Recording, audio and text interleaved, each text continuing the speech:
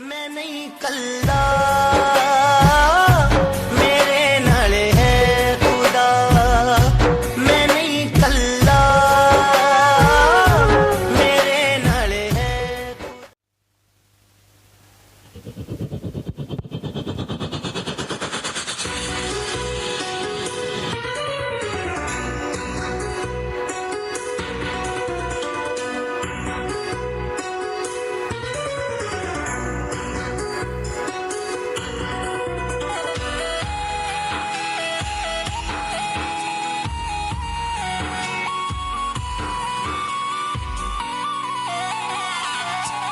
मैं नहीं कल्ला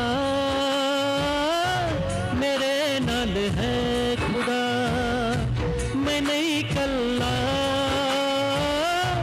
मेरे नाल है खुदा जो कर देने बंदगी खुदा भी सुने दुआ मैं नहीं कल्ला मेरे नाल है खुदा मैं नहीं कल्ला मेरे नाल है खुदा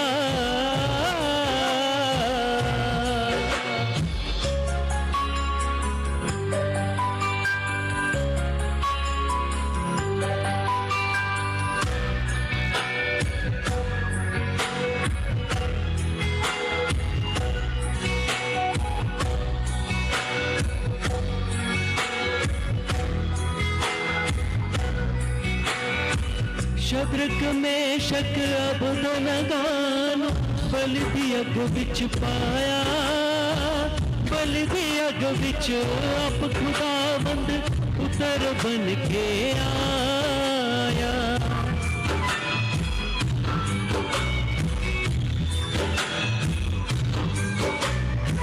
शद्रक में शक अब नगान बल दी अग विच पाया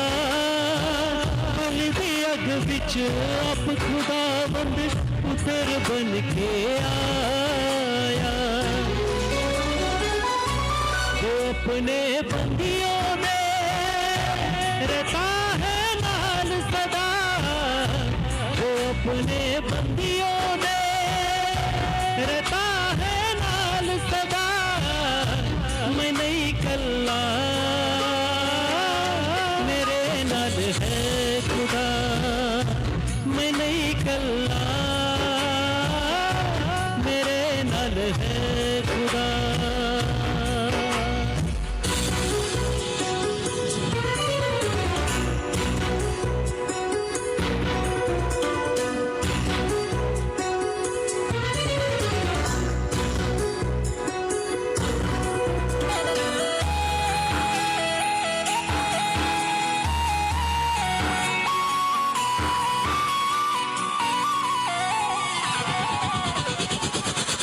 पौलुस ये तो सिलासन देखो बिच जेल दे पाया हत्ता पैरा बिच बेड़िया रब देख ना पाया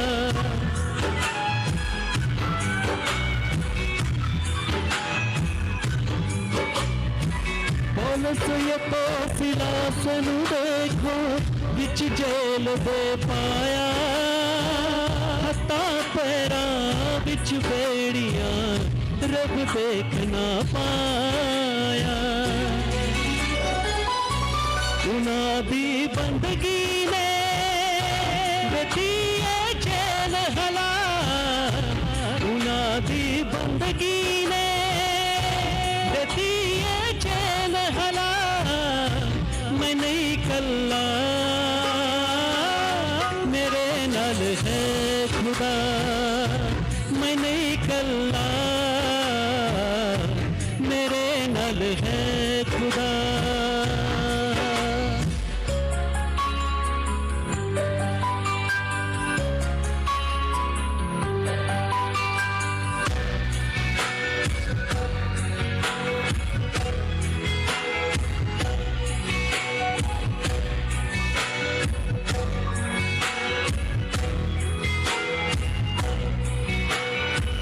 नाल इजराइलिया मूसा जो दोसी लाल समंदर आया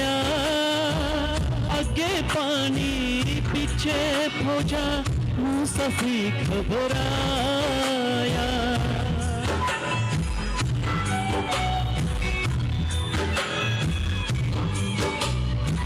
नाली लिया मूसा जोशी लाल समंदर आया। आगे पानी पीछे खोजा देखे मन घबराया। पानी दे बिचो भी देता है राह दिखा। पानी दे बिचो भी देता है राह दिखा। मैं नहीं कल्ला मेरे नाल है खुदा। मैं नहीं कल्ला मेरे नाल है खुदा।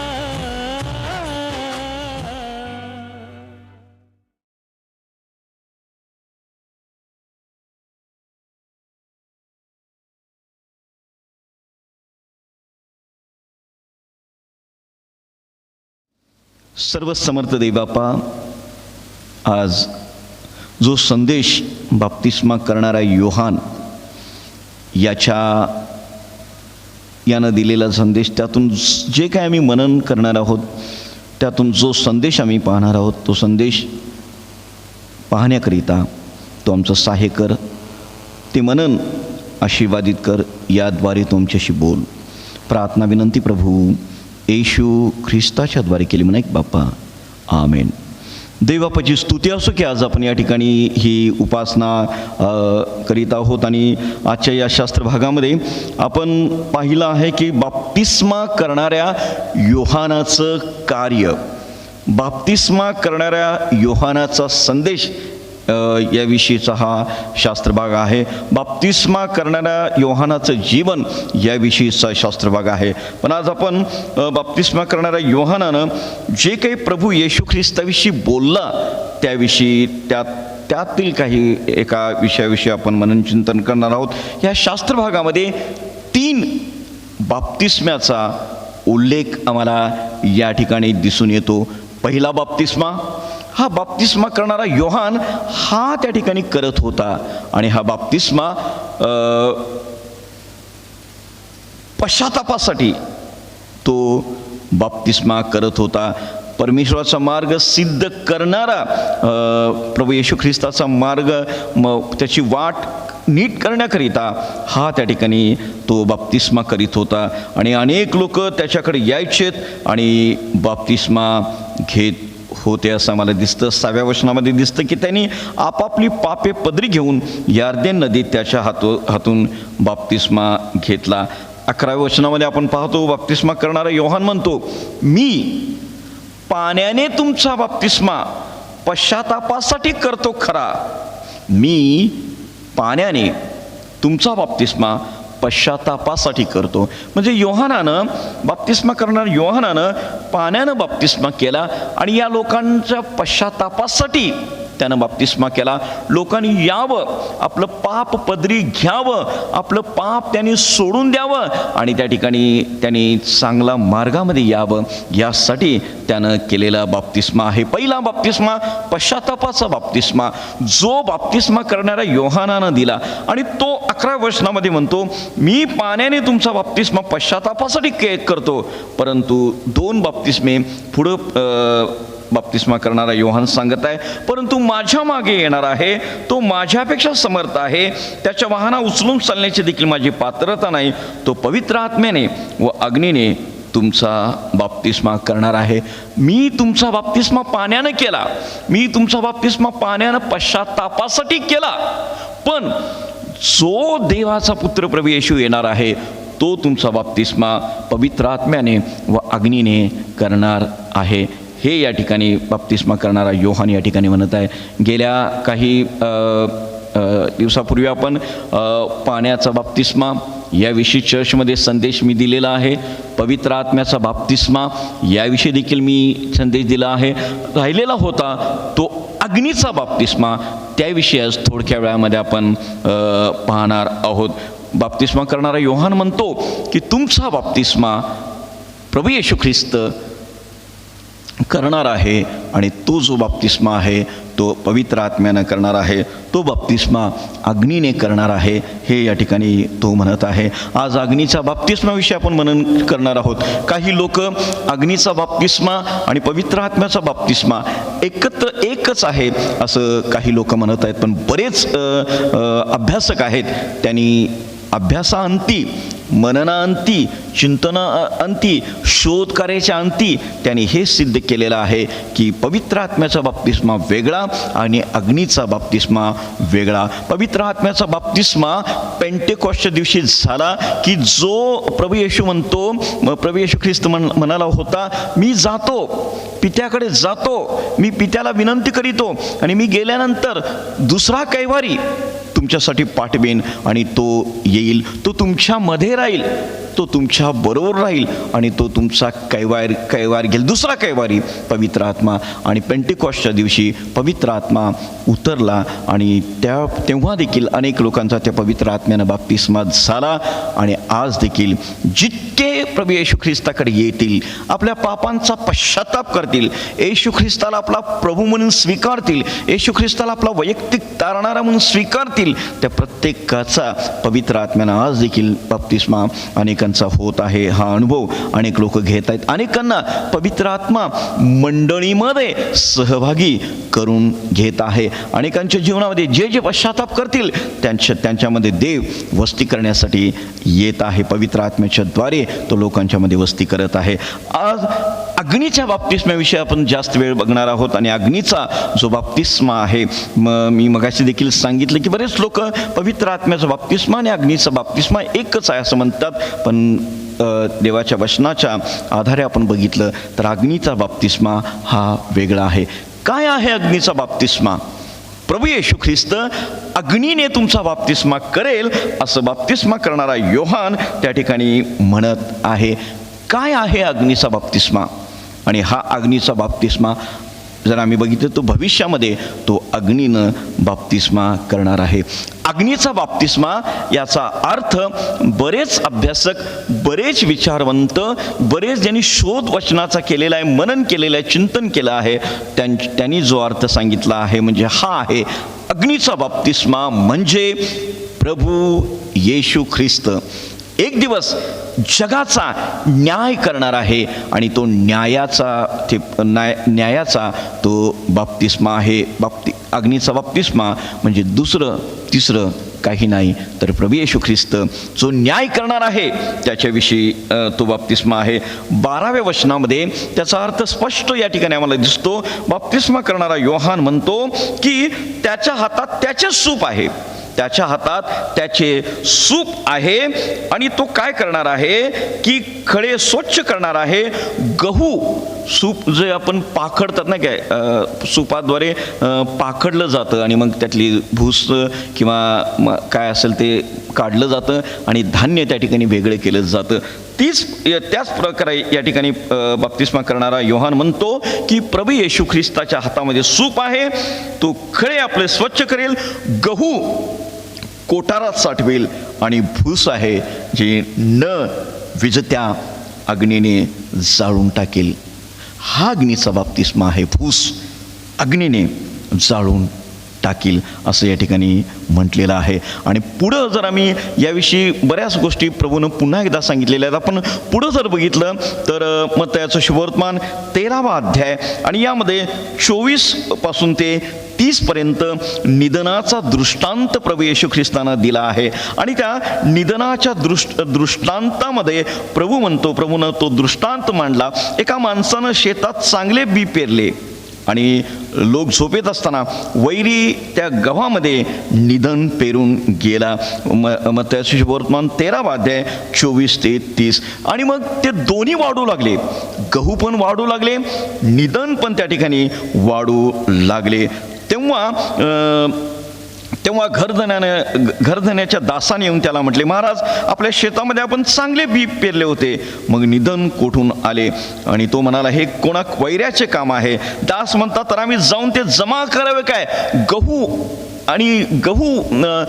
फक्त वाढू दे, निधन आम्ही कापून जमा करू काय? तर तो घरधनी म्हणतो, नको, कदाचित निधन काढताना गहूही तुम्ही उपटाल, दोन्ही वाढू दे आणि कापणीच्या वेळेस त्या ठिकाणी निधन गोळा करा, त्या व जाण्यासाठी त्याच्या पेंड्या बांधा आणि परंतु गहू कोठारात साठवा. आणि मग त्या ठिकाणी हा शास्त्रभाग सांगितल्यानंतर, हा दृष्टांत सांगितल्यानंतर, हा दाखला सांगितल्यानंतर, लोकसमुदायाला निरोप दिल्यानंतर त्याचे शिष्य प्रभू येशू ख्रिस्ताकडं येऊन म्हणाले. आणि मग हे आम्हाला वारंवार दिसून येतं की बऱ्याचदा शिष्य, प्रभू येशू ख्रिस्ताचे शिष्य जे शिकणारे होते ते काय करायचे, एखादा दृष्टांत त्याला कळाला नाही, दाखला त्यांना कळाला नाही, तर ते प्रभूला एकांतामध्ये विचारायचे. आणि मग त्या अशाच प्रकारे ते 36व्या वचनामध्ये आम्हाला दिसतं, 13वा अध्याय मत्तई 13:36, अशाच प्रकारे ते लोकसमुदायाला निरोप, असं म्हटलेलं आहे. नंतर तो लोकसमुदायाला निरोप देऊन घरात गेला, तेव्हा त्याचे शिष्य त्याच्याकडे येऊन म्हणाले, शेतातल्या निधनाच्या दाखल्याची आम्हाला फोड करून सांगा. आणि मग त्यानं त्या ठिकाणी त्यांना फोड करून सांगितलेले आहेत. आणि मग असं म्हटलेलं आहे, जे शेत हे जग आहे, चांगले बी हे राजाचे पुत्र आहेत, निधन हे दुष्टाचे पुत्र आहेत. आणि प्रभूनं पुढं सांगितलं, 41 पासून पुढं म्हटलेलं आहे, मनुष्याचा पुत्र आपल्या दूतांना पाठवेल आणि सर्व अडखळणाऱ्यांना व अनाचार करणाऱ्यांना त्याच्या राज्यातून जमा करेल, त्यांना अग्नीच्या भट्टीत टाकेल, ते रडणे व दात खाणे चालेल. निधन हे गोळा युगाच्या समाप्ती वेळी निधन आहे ते गोळा करून अग्नीत टाकलं जाणार आहे आणि गहू जे आहे ते कोठारात साठवलं जाणार आहे. या ठिकाणी देखील प्रभू जो न्याय करणार आहे, जे अडखळवणारे, जे अनाचार करणारे लोक, जे देवाच्या राज्यात आहेत, जे देवाच्या मंडळीत घुसलेले आहेत, निधन, त्या ठिकाणी अशा या निधनाचा त्या ठिकाणी अग्नीत नाश केला जाणार आहे, असं प्रभू येशू निधनाच्या या दाखल्यामध्ये या दाखल्यामध्ये प्रभूनं त्या ठिकाणी सांगितलेलं आहे. आणि मग पुढं आणखीन आम्ही पाहतो मत्तयाचं शुभवर्तमान याचा 25वा अध्याय, यामध्ये देखील जे शीर्षक आहे 31 वचनापासून पुढं 31 ते पुढं आपण 46 पर्यंत जर बघितलं, याचं शीर्षक आहे न्यायाचा दिवस. आणि 31 पुढापासून जर आपण बघितलं तर काय म्हटलेलं आहे, जेव्हा मनुष्याचा पुत्र आपल्या वैभवाने सर्व देवदूतांसहित येईल, तो आपल्या वैभवशाली राजासनावर बसेल, त्याच्या पुढे सर्व राष्ट्रे जमवली जातील. आणि जसे मेंढपाळ शेड्रापासून मेंढरे वेगळी करतो, तसे तो त्यास एकमेकांना वेगळे करेल. आणि मेंढरांना तो आपल्या उजवीकडे व शेरडांना तो डावीकडे ठेवील. आणि तेव्हा राजा आपल्या उजवीकडच्यांना म्हणेल, अहो पित्याचे आशीर्वादित हो, या, हे राज्य जगाच्या स्थापनेपासून तुमच्याकरिता सिद्ध केलं आहे, वतन तुम्ही घ्या. देवा मेंढरं जे आहेत त्यांना आशीर्वादित म्हणून तो वेगळं करणार आहे आणि देवाचं राज्य त्यांना देणार आहे. पुढं शेरडांच्या विषयी आम्ही जर बघितलं 41व्या वचनामध्ये, मग डावीकडच्यांना तो म्हणेल, अहो शापग्रस्त हो, माझ्यापुढून निघा आणि सैतान व त्याचे दूत ह्याच्यासाठी जो सार्वकालिक अग्नी सिद्ध केला आहे त्यात तुम्ही जा. आणि म्हणून प्रभू येशू ख्रिस्त जो न्याय करणार आहे त्याविषयी हा शास्त्रभाग आहे. आणि अग्नीचा बाप्तिस्मा म्हणजे हाच आहे, प्रभू येशू ख्रिस्त एक दिवस न्याय करणार आहे. भूस अग्नीत टाकलं जाणार आहे, निधन अग्नीत टाकलं जाणार आहे, शेरडे अग्नीत टाकले जाणार आहे, न विझणारा अग्नी यामध्ये ते टाकले जाणार आहेत, असं या ठिकाणी देवाचं वचन तुम्हाला आणि मला सांगत आहे. आणि म्हणून अग्नीचा बाप्तिस्मा हे न्यायाचा तो बाप्तिस्मा आहे. आणि प्रभू न्याय करणार आहे. प्रभूचं प्रेम आहे, वधस्तंभावर त्यानं आपल्या लोकांसाठी प्राण दिला. आज आपण प्रभुभोजन घेणार आहोत. प्रभुभोजन काय आहे की प्रभू येशू ख्रिस्ताच्या प्रीतीचं ते प्रतीक, प्रीतीचा तो पुरावा आहे की येशूनं आमच्यासाठी वधस्तंभावर प्राण दिला. त्यानं हाल सहन केलं, त्यानं दुःख सहन केलं, त्यानं यातना सहन केल्या, त्यानं निंदा सहन केली, त्यानं छळ सहन केलं, त्यानं आपली शिक्षा, मानवजातीची शिक्षा स्वतःवर घेतली, त्यानं मानवाच्या यातना स्वतःवर घेतल्या, मानवाचं दुष्कर्म त्यानं स्वतःवर घेतलं, मानवाचं मरण त्यानं स्वतःवर घेतलं, माणसाचा वधस्तंभ त्यानं वाहिला, माणसाच्या पापांच्या बदली त्याच्या हातामध्ये खिळे, पायामध्ये खिळे, डोक्यात काट्याचा मुकुट, त्यानं वधस्तंभ वाहिला आणि तो त्या वधस्तंभावर खिळला गेला, त्याच्या तोंडावर थुंकले, त्याची निंदा करण्यात आली. हे सगळं त्यानं केलं. हे त्याचं प्रेम आहे, हे त्याचं प्रेम आहे, हे त्याचं प्रेम आहे. होय, प्रभू येशू ख्रिस्त प्रेमळ आहे, हे महान परिपूर्ण सत्य आहे. पण बऱ्याचदा एकाच गोष्टीवर लोक लक्ष केंद्रित करतात. प्रभू येशू प्रीती आहे, प्रभू येशू प्रेम करतो, प्रभू येशू दया करतो, प्रभू येशू कृपा करतो, यावरच ते लक्ष केंद्रित करतात. आणि त्या ठिकाणी देव न्याय देखील करणार आहे. कोणाचा न्याय करणार आहे, कसा न्याय करणार आहे, याकडं अनेक लोक दुर्लक्ष करताना आम्हाला दिसून येत आहेत. आपल्या लहान लेकरांना आम्ही वचन शिकवतो, लहान मुलाला पहिलं वचन शिकवतो, देव प्रीती आहे, देव प्रीती आहे, आम्ही वचन शिकवतो. तो मुलगा लहानपणी बोबड्या ओठानं म्हणतो देव प्रीती आहे. तो मुलगा नंतर 12 वर्षाचा होतो, तो म्हणतो देव प्रीती आहे. तो मुलगा तरुण होतो 18-20 वर्षाचा, त्याला कोण म्हटलं वचन म्हण, तर तो देव प्रीती आहे म्हणतो. तो मुलगा 30-35 वर्षाचा होतो, वचन म्हण, देव प्रीती आहे. तो मुलगा त्या ठिकाणी वयस्कर आता 60 वर्षाचा होतो, त्याला म्हटलं जातं वचन म्हण, तर एकच वचन देव प्रीती आहे, देव प्रीती आहे, देव प्रीती आहे. इतकं आपल्या मनावर बिंबवण्यात आलेलं आहे. लहानपणापासून आपण ते वचन म्हणतो, वृद्ध झालो तर तेच वचन म्हटलं जातं. आणि या देव प्रीती आहे परिपूर्ण सत्य आहे. प्रभू येशू प्रेम करतो हे परिपूर्ण सत्य आहे, पण त्यासोबत तो न्याय देखील करणार आहे.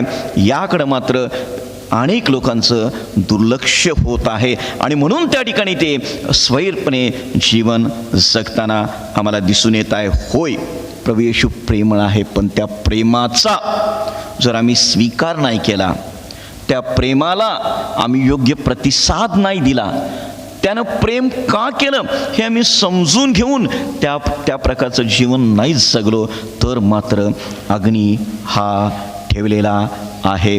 आणि मग न्याय हा ठेवलेला आहे असं देवाचं वचन आम्हाला त्या ठिकाणी सांगत आहे. हे परिपूर्ण सत्य आहे की येशू ख्रिस्त एक दिवस भूस अग्नीत टाकणार आहे, गहू कोठारात साठवणार आहे.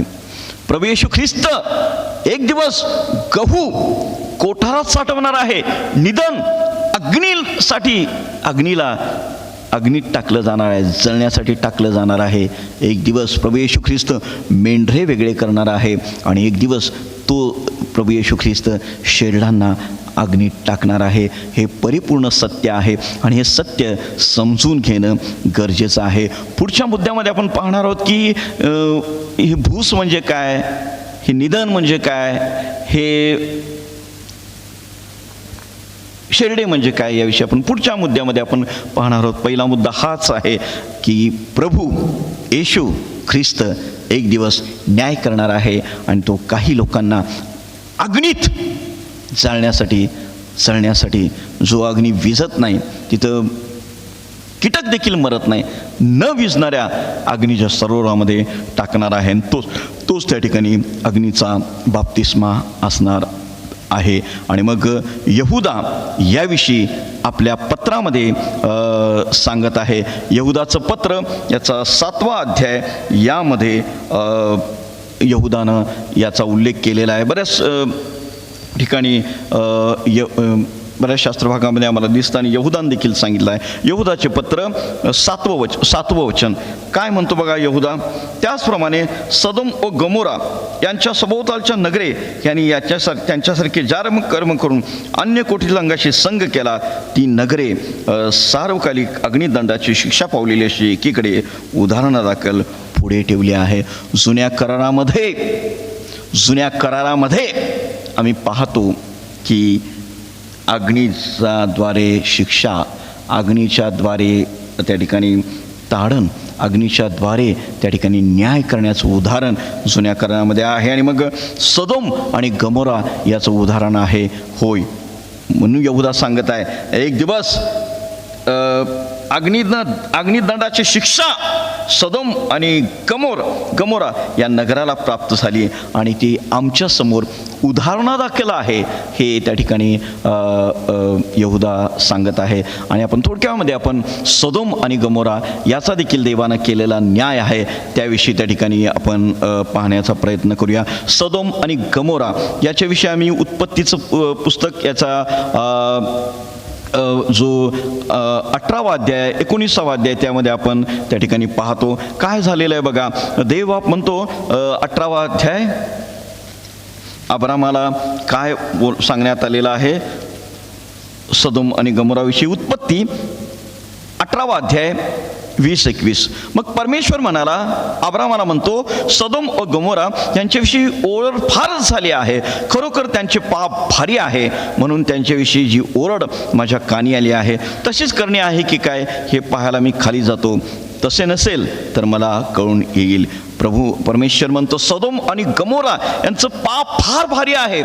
त्यांच्याविषयी ओरड जी आहे ती त्या ठिकाणी त्यांच्याविषयी ओरड आहे ती त्या ठिकाणी माझ्या समोर आलेली आहे आणि मला त्यांचा न्याय करायचा आहे. आणि मग सदोम आणि गमोरा यांचा देवानं केलेला नाश उत्पत्ती याच्या 19वा अध्यायामध्ये आम्हाला त्या ठिकाणी दिसून येत आहे. खरोखर सदोम आणि गमोरा या नगरातील पुरुषांनी सगळ्या नगरानं पापामध्ये जीवन जगणारे, पापाला आपलंसं केलेले, पापामध्ये राहणारे, पापाला स्थान देणारे, पापामध्ये जीवन जगणारे हे लोक होते आणि त्या ठिकाणी देवानं त्यांचा नाश केला असं मला त्या ठिकाणी दिसून येत आहे. आणि मग जर आम्ही 19वा अध्याय 28 या वचनामध्ये आपण जर बघितलं तर त्या ठिकाणी दिसून येत आहे त्याने सदोम गमोरा आणि अवघ्या तळवटीचा प्रदेश ह्यांच्याकडे नजर फेकली. तो पहा त्या प्रदेशात भट्टीच्या धुरासारखा धूर वर चालला होता. आणि मग त्या ठिकाणी सदोम आणि गमोरा याचा स्वर्गातून असं म्हटलेलं आहे की अग्नी आला आणि त्या ठिकाणी त्या सदोम आणि गमोरा यांचं आकाशातून असं म्हटलेलं आहे 24वं वचन. तेव्हा परमेश्वराने सदोम व गमोरा यावर गंधक व अग्नी यांचा वर्षाव आकाशातून केला. 24 आणि 25. आणि ती नगरे व ती सर्व तळवट त्या नगरातील रहिवाशी आणि तेथे जमिनीत उगवलेले सर्व काही ह्यांचा त्याने नाश केला. सदोम आणि गमोराला आकाशातून असं म्हटलेलं आहे देवानं अग्नी व गंधक यांचा वर्षाव केला आणि त्या सगळ्या नगराचा नाश केला. न्याय केलेला आम्हाला दिसून येतो. का हे लोक पापामध्ये जीवन जगत होते, स्वैरपणे पाप करत होते. कोणाचं भय त्यांच्या जीवनामध्ये नव्हतं, कोणाच्या अधीनता देवाच्या वचनाच्या अधीनता असो किंवा इतर कोणत्या प्रकारच्या अधीनता नव्हती. पापामध्ये असल्यामुळं देवानं त्यांचा नाश केला. अग्नी आणि गंधकाच्या द्वारे वर्षाव केला आणि त्याचा संपूर्ण सर्व तळवट नगरे, सर्व त्यातले रहिवाशी, जमिनीत उगवलेले सर्व काही यांचा त्याने नाश केला. आणि यहुदा म्हणतो हे उदाहरण आमच्या समोर आहे. यहुदा काय म्हणतो की हे उदाहरण आमच्या समोर आहे. आणि होय, प्रभू येशू ख्रिस्त जो न्यायाधीश तो अशाच प्रकारे न्याय करणार आहे. तोच आहे अग्नीचा बाप्तिस्मा. या वचनामध्ये आपण जर बघितलं की देवाची कृपा लोटावर झाली होती. त्याच्याकरिता अब्राहमानं मध्यस्थी केलेली पूर्वीच्या शास्त्र भागामध्ये आम्हाला दिसते. पण त्या ठिकाणी देवाचा येणारा न्याय याविषयी लोटाकडे आलेले पुरुष त्याला म्हणत होते, लोट चल, सदोम आणि गमोराचा मी नाश करणार आहे, चल. पण त्या ठिकाणी त्या येणाऱ्या न्यायाला या लोकांनी कसा प्रतिसाद दिला हे देखील आम्हाला या वचनामध्ये दिसतं. आणि आज देखील तेच आम्ही पाहतो. अनेक लोक तोच प्रतिसाद त्या ठिकाणी देवाच्या न्यायाला देत आहेत. आणि या लोकांनी दिलेला प्रतिसाद आम्हाला दिसतो. 19वा अध्याय 14 वचन जर आम्ही बघितलं तर जे जावई आहेत, लोटाचे जावई आहेत, त्यांनी कसा प्रतिसाद दिला त्यांना 14 वचन जर आपण वाचलं तर 19वा अध्याय 14 वचन असं म्हटलेलं आहे, जावयांना ती गंमत वाटली. हे पुरुष म्हणत आहेत सदोम आणि गमोराचा देव नाश करणार आहे, चला उठा. लोटाला म्हणत आहे, त्याच्या पत्नीला म्हणत आहे, मुलींना म्हणत आहे, जावयाला म्हणत आहे, चला उठा. पण त्यांच्या जाव्यांना ती गंमत वाटली. देव न्याय करणार आहे ह्या बातमीला ते गंमत समजले. देव न्याय करणार आहे याला त्यांनी गंमत समजले. आज देखील अनेक लोकांना देव न्याय करणार आहे हे गमतीनं लोक पाहताना त्याकडे दिसतात. काही ख्रिस्ती लोक देखील आणि विशेषतः काही पुढारी देखील आम्ही पाहतो, त्यांना देव न्याय करणार आहे जर असा विषय काढला तर त्याची गंमत उडवणारे देखील लोक, गंमत करणारे लोक, चेष्टा करणारे लोक त्या ठिकाणी दिसतात. पेत्राच्या पत्रामध्ये म्हटलेलं आहे, पेत्राच्या पहिल्या पत्रामध्ये दुसऱ्या पत्रामध्ये आम्ही पाहतो की अनेक शेवटच्या काळामध्ये लोक येतील, थट्टा करतील, कुठं आहे तुमचा देव. आज देवाच्या न्यायाकडं थट्टेनं पाहणारे लोक आम्हाला दिसतात. दुसरा प्रतिसाद त्यांनी दिला आणि तो लोटाचा प्रतिसाद आम्हाला दिसतो. जावई गंमत करू लागले. लोट 16 वचन 19 उत्पत्ती 19:16. लोट मात्र या ठिकाणी म्हटलेलं आहे, लोट मात्र दिरंगाई करू लागला. लोटाकडे आलेले पुरुष, त्याला वाचवण्यासाठी आलेले पुरुष म्हणतायत चल लोटा, चल लवकर बाहेर, पण लोट मात्र काय करत आहे, दिरंगाई करू लागला. आज देखील लोक प्रभू येशू ख्रिस्त येणार आहे, न्याय करणार आहे हे माहीत असून पापामध्ये जीवन जगत आहेत. ते आपल्या पश्चाताप करायला दिरंगाई करत आहेत. उद्या पाप सोडून देऊ, परवा पाप सोडून देऊ, पापातून बाहेर पडायला, पश्चाताप करायला दिरंगाई ते करत आहेत. चाल ढकल करत आहेत. देवाकडे येण्याकरिता चाल ढकल करत आहेत. ख्रिस्ताचा स्वीकार करण्यासाठी चाल ढकल करत आहेत. देवाचं वचन शिकण्याकरिता चाल ढकल करत आहेत. देवाविषयी जाणून घेण्यासाठी लोक चाल ढकल करताना आम्हाला दिसून येत आहे. तिसरा प्रतिसाद जो आहे तो त्या ठिकाणी लोटाच्या बायकोविषयी आम्हाला पाहायला मिळतो की लोटाची बायको मात्र लोटाची आम्हाला दिसते की बाहेर पडली खरी, पण तिचं मन त्या नगरामध्ये होतं आणि तिचा परिणाम 26व्या वचनामध्ये आम्हाला दिसतं. लोटाची बायको मिठाची खांब झाली. हेच देखील आहे, देवाचा न्याय होत असताना लोक आपल्या पापामध्ये फसलेले आहेत. त्यांचं पाप, त्यांचं मन, त्यांचं शरीर, त्यांचा आत्मा त्या पापामध्येच गुंतलेलं आहे. लोटाच्या पत्नीला तिच्या कदाचित काय इथं लिहिलेलं नाही, पण ती कदाचित तिला आपल्या नगराचं काय झालं, माझ्या संपत्तीचं काय झालं, इकडं तिचं लक्ष असावं आणि त्यामुळे ती तिकडं बघत बसली. आज अनेक लोकांची ही स्थिती आहे. न्याय येणार आहे, न्याय होणार आहे हे ठाऊक असून देखील जुन्या गोष्टीमध्ये गुरफटलेले लोक आम्हाला दिसून येतात. आणि मग यहूदा म्हणतो सदोम आणि गमोरा हे आमच्या उदाहरणादाखल आमच्या समोर ठेवण्यात आलेलं आहे. होय, प्रभू येशू ख्रिस्त अग्नीनं बाप्तिस्मा करणार आहे, तो न्याय करणार आहे, तो नरकामध्ये न विझणाऱ्या अग्नीमध्ये असंख्य लोकांना तो टाकणार आहे. पण लोक त्यांना गंमत वाटते, लोक दिरंगाई करत आहेत, लोक त्या पापामध्ये लोटाच्या पत्नीसारखे गुरफटलेले आम्हाला या ठिकाणी दिसून येत आहे. आज आपण तिसरी या ठिकाणी आपण गोष्ट पाहूया. पहिली गोष्ट आपण पाहिली की येशू ख्रिस्त अग्नीचा बाप्तिस्मा म्हणजे न्याय देव करणार आहे, यातून ते दिसतं. दुसरी गोष्ट आपण कसं तर अग्नीच्या बघितलं आपण, प्रभू म्हणतो न विझणाऱ्या अग्नीत त्या ठिकाणी टाकलं जाणार आहे. आता तिसरी गोष्ट आपण पाहूया, कोणाला त्या ठिकाणी अग्नीमध्ये टाकलं जाणार आहे. कोण आहे ती भूस, कोण आहे ते निधन, कोण आहे ती शेल्ड. तर त्याविषयी आपण मत्याच्या शुभवर्तमानामध्ये परत आपण त्या शास्त्रभागाकडं आपण परत त्या शास्त्रभागाकडे येऊया आणि मग मत्तयाचं शुभवर्तमान 3रा अध्याय आणि मग त्यामध्ये आपण पाहूया की 2 वचनं या ठिकाणी आम्हाला दिसतात. आपण 3 लोक त्या ठिकाणी पाहणार आहोत, पण या ठिकाणी या शास्त्रभागामध्ये 2 लोक आम्हाला दिसतात. पहिले लोक हे आहेत, कोणाला अग्नीमध्ये टाकलं जाणार आहे. तर आम्हाला दिसतं की बाप्तिस्मा करणारा योहान हा बाप्तिस्मा करत असताना अनेक लोक त्याच्याकडे आलेत, पण 7वं वचन मत्तय 3:6-7 त्याने आपली पापे पदरी घेऊन यार्दन नदीत त्यांच्या हातून बाप्तिस्मा घेतला. परंतु परुषी व सदुकी यांच्यापैकी पुष्कळ जणांस आपणाकडे बाप्तिस्म्यासाठी येताना पाहून त्यास म्हटले, अहो सापाच्या पिलानो, भावी क्रोधापासून पळण्यास तुम्हाला कोणी सावध केले. यास्तव 8वं वचन, यास्तव पश्चातापास योग्य असे फळ द्या. पहिली लोक हे आहेत, कोणाला अग्नीच्या बाप्तिस्म्याला सामोरं जावं लागणार आहे. कोणाला? कोण आहे ते भुसा कोण आहे? कोण आहे ते निधन? आणि कोण आहे ती शेरडे? तर हेच लोक आहेत की आपलं पाप न सोडता त्या ठिकाणी ख्रिस्ताचे अनुयायी होऊ पाहत आहेत. बऱ्याच लोकांना वाटतं आम्ही बाप्तिस्मा घेतला, आम्ही ख्रिस्ती झालो.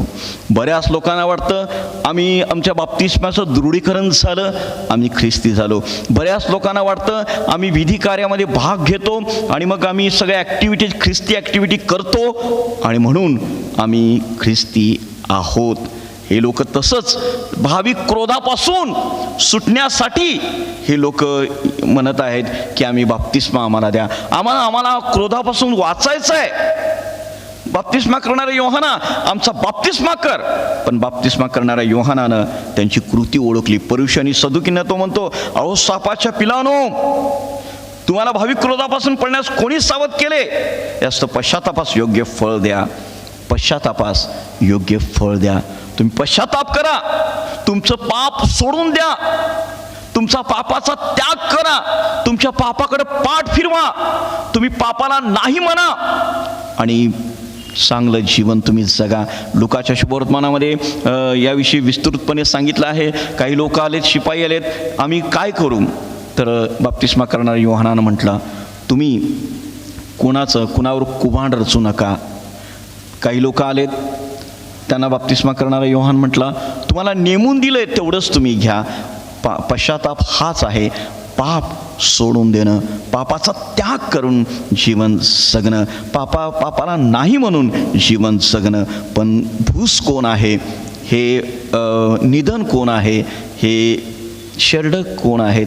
हेच लोक आहेत की खऱ्या अर्थानं ज्याने येशू ख्रिस्ताचा स्वीकार केला नाही, पाप सोडलेला नाही, बाप्तिस्मा झाला, बाप्तिस्माचं दृढीकरण झालं, मंडळीमध्ये सहभागी झालेत, मंडळीच्या कार्यामध्ये ॲक्टिव्हिटीमध्ये भाग घेतला, सगळ्या विधी आहे, सगळं आहे, पण पाप मात्र सोडायला तयार नाहीत. इकडं ख्रिस्ती आम्ही आहेत म्हणायचं पण आणि पापामध्ये जीवन जगायचं देखील. अशा लोकांना अग्नीच्या बाप्तिस्म्याला सामोरं जावं लागणार आहे. खऱ्या अर्थानं ज्यांनी प्रभू येशू ख्रिस्ताचा स्वीकार करत असताना आपल्या पापाचा पश्चाताप केला आहे, पाप सोडून दिला आहे, पापाचा त्याग केला आहे, पापाकडे पाठ फिरवले आहे, पापाचा द्वेष करत आहेत आणि मग ते खऱ्या अर्थानं ख्रिस्ताचे अनुयायी झाले आहेत. ते खऱ्या अर्थानं गहू, ते खऱ्या अर्थानं मेंढरं आहेत आणि तेच खऱ्या अर्थानं स्वर्गीय राज्यामध्ये जातील. पण हे जे लोक नामधारी आम्ही त्यांना म्हणू शकतो, आमच्या चौथ्या पिढीपासून आम्ही ख्रिस्ती आहे, आम्ही तिसऱ्या पिढीपासून ख्रिस्ती आहे असे म्हणणारे जे लोक आहेत, पश्चाताप न करता पापामध्ये जीवन जगत असणाऱ्या लोकांना अग्नीच्या बाप्तिस्म्याला सामोरं जावं लागणार आहे. दुसरी गोष्ट या ठिकाणी आम्हाला दिसते 9व्या वचनामध्ये बाप्तिस्मा करणारा योहान म्हणतो, अब्राहमाचा बाप आहे असे म्हणण्याची मनात कल्पना आणू नका. आणि मग अनेक लोक दुसरी गोष्ट ही आहे, ते म्हणतात आम्ही पिढ्यापिढ्यांचे ख्रिस्ती आहोत आणि म्हणून आम्ही ख्रिस्ती आहोत.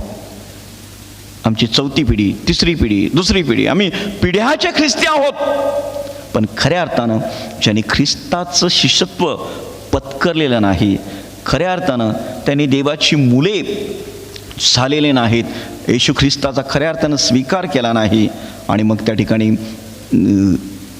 वरवरचा स्वीकार, ख्रिस्ताला जाणून घेतलं नाही, ख्रिस्ताला शोधलं नाही, ख्रिस्ताच्या मागं पूर्ण त्याला अनुसरण केलेलं नाही, ते करत नाहीत, असे लोक त्या ठिकाणी अग्नीच्या सरोवरामध्ये टाकले जातील. अर्धवटपणा हा टाकला, अर्धवट नामधारीपणा जो करतो तो अग्नीच्या बाप्तिस्म्याला त्याला सामोरं जावं लागेल. कुणीतरी म्हटलं आहे, मी कुठंतरी वाचलं आहे आणि ऐकलेलं देखील आहे, देवाला मुलं आहेत, नातवंड नाहीत. जितक्याने प्रभू येशू ख्रिस्ताचा स्वीकार केला तितक्यानं त्यानं देवाची मुले होण्याचा अधिकार दिला. मी 4थ्या पिढीचा, 5व्या पिढीचा असो, 3ऱ्या पिढीचा असो, पण मी जर माझ्या वैयक्तिकरित्या प्रभू येशू ख्रिस्ताचा वैयक्तिक तारणारा वैयक्तिक प्रभू म्हणून स्वीकारलेलं नाही तर हे वचन आमच्याकरिता लागू आहे. आम्ही खऱ्या अर्थानं देवाची मुली झालेलो नाही किंवा आम्ही ख्रिस्ताचे शिष्यत्व पत्करलेलं नाही. आणि अशा लोकांना मात्र अग्नीच्या बाप्तिस्म्याला सामोरं जावं लागणार आहे.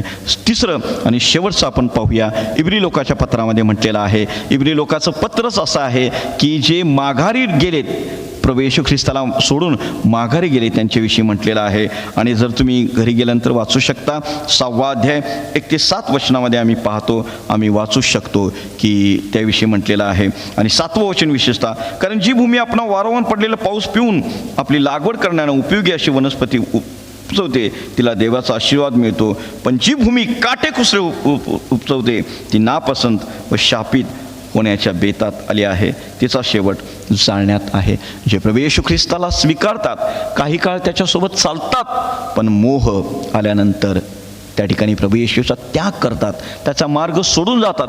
जे माघारी फिरतात त्यांना मात्र असं म्हटलेलं आहे, अग्नीच्या सरोवराला सामोरं जावं लागणार आहे. आणि मग खऱ्या अर्थानं ज्यांनी स्वीकार प्रभू येशू ख्रिस्ताचा केला नाही, अर्धवटपणाचं जीवन जगत आहेत, असे लोक या ठिकाणी इब्री लोकाच्या पत्रामध्ये तसंच दिसत आहे की काही लोक आलेत सुरुवातीला पण परत त्या ठिकाणी प्रभूला सोडून गेलेत. अर्धवट लोक होते ते आणि मग ते माघारी गेलेत. आणि अशा लोकांना देखील त्या न्यायाला सामोरं जावं लागणार आहे असं देवाचं वचन सांगत आहे. म्हणून आज आपण स्वतःचं आत्मपरीक्षण आपण करूया. काय मी खऱ्या अर्थानं प्रभू येशू ख्रिस्ताचा स्वीकार केला आहे काय मी खऱ्या अर्थानं देवाचं मूल मी बनलो आहे काय खऱ्या अर्थानं मी त्याचा स्वीकार करून त्याला माघार तर मी मधल्या वाटेमध्ये घेतली नाही, मधून माघार तर फिरलो नाही, याचं आत्मपरीक्षण करूया. आणि मग त्याच्या प्रीतीचा स्वीकार करून त्याच्या प्रीतीला प्रतिसाद देऊया, त्याच्या प्रीतीमध्ये राहूया, फळ देऊया, विपुल फळ देऊया, चांगली सत्कृत्य करत राहूया आणि मग देवाचं गौरव करत राहूया. जर आम्ही ख्रिस्ताच्या प्रीतीचा स्वीकार नाही केला, त्याचा मार्ग आम्ही समजून नाही घेतला, त्याच्यासोबत आम्ही नाहीच चाललो, तर मात्र अग्नीचा बाप्तिस्म्याला तुम्हाला आणि मला सामोरं जावं लागेल. देवबाप करो आणि वचन तुमच्यासाठी माझ्यासाठी वचन आशीर्वादित करो. प्रार्थना करूया. सर्वसमर्थ देवबाप्पा, आजचं मनन चिंतन आम्हा सर्वांसाठी आशीर्वादित कर आणि आम्ही प्रभू येशू ख्रिस्ताच्या प्रीतीला प्रतिसाद देऊन त्याला फळ देणारं जीवन जगावं यासाठी आमचं सहाय्य कर. प्रार्थना विनंती प्रभू येशू ख्रिस्ताच्या द्वारे केली म्हणून एक बाप्पा. आमेन.